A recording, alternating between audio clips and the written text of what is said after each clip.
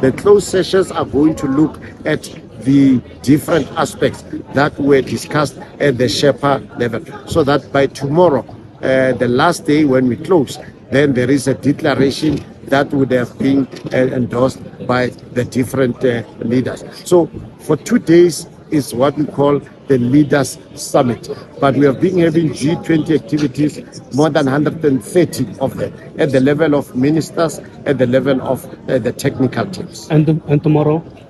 Tomorrow is the last day.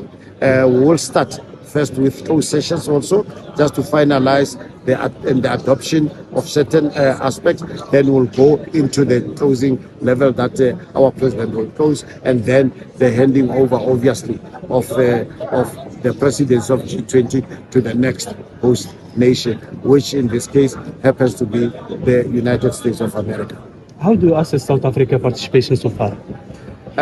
Since we took over the G20, we put our priorities, and we have been having many interventions on those priorities, and we are very convinced that those priorities have found expression, because we look at the issue of solidarity, we look at the issue of sustainability, we look at the issue of also of equality.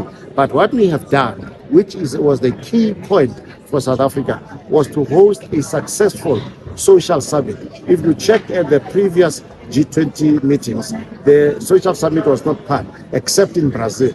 So the social summit means that you take your ordinary people on the ground to be part of the agenda of the G20. And they have completed a declaration that they gave to President Ramaphosa, who's going to then give it to the leaders of the summit. How about Algeria participation?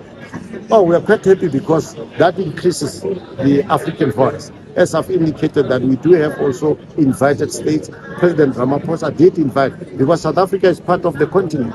So you invited also the continental role players, including, of course, the role that is played by Algeria.